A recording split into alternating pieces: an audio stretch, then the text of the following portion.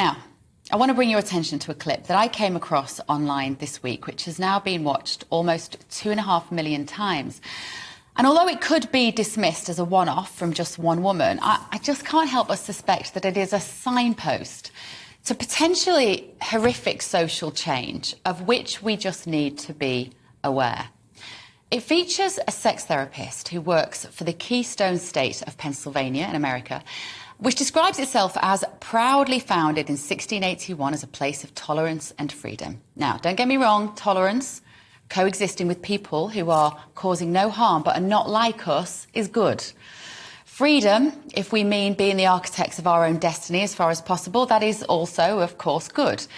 But I fear that the clip I'm about to show you might be the start of an insidious creep towards the normalising of sexual contact with children. Have a listen. Folks, my name is Miranda. I use she, her pronouns, and I'm a licensed professional counselor and sex therapist in Erie, Pennsylvania. And today I want to talk about minor attracted persons. And I want to talk about minor attracted persons because they are probably the most vilified population of folks in our culture. There's a reason for that. Now, when this lady talks about minor attracted persons, what she means is paedophiles. The Latin derivation of that word, of course, is phil, to love, and paed, child. But, of course, as we know, there is no love involved in the damaging behaviours which we quite rightly deem criminal. She goes on. Most folks are making incorrect assumptions about them without actually knowing much about them. And those assumptions create harm for an already marginalized population.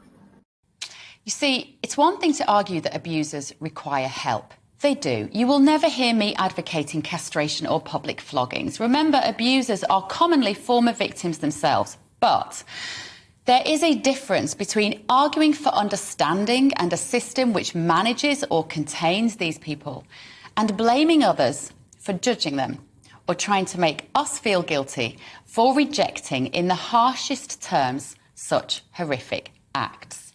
We are all people first with many different facets or parts of ourselves, and this includes folks who are attracted to minors. Do you see?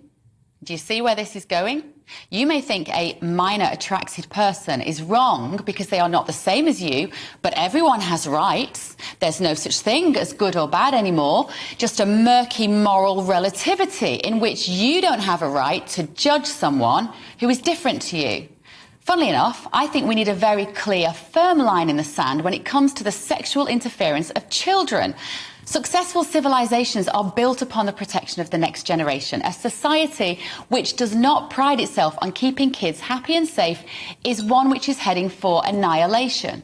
Sexual assault, unwanted, coercive, or forceful contact of any form is the most effective way of psychologically damaging a young person in both the long and the short term. Some survivors will cope better than others, but a full recovery from such violations is rare.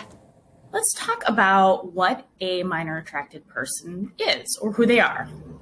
This term simply means that the person has an enduring sexual or romantic attraction to minors.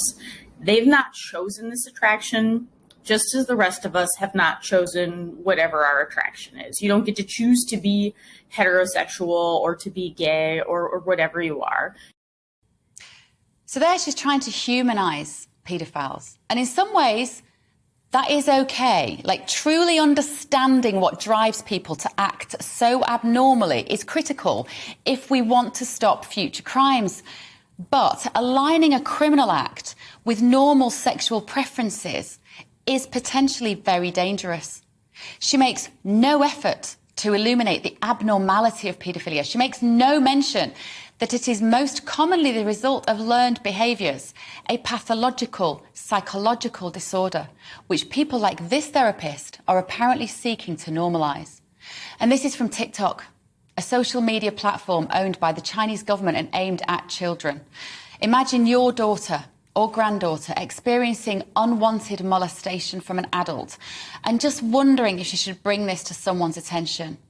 Over 90% of child victims know their offender, with almost half of them being a family member.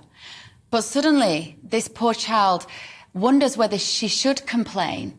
Maybe this is okay. Maybe this is just like being gay or straight. Maybe she doesn't want to be judged for making a fuss. I don't know. Maybe there are people hoping that by the time the guest list to the Epstein-Maxwell parties is released, we'll have all bought into the idea that paedophiles are simply minor-attracted people who deserve our understanding. So all I'm saying is let us just be awake to this phenomenon, shall we? And keep talking to our children about what's right and what is very, very wrong.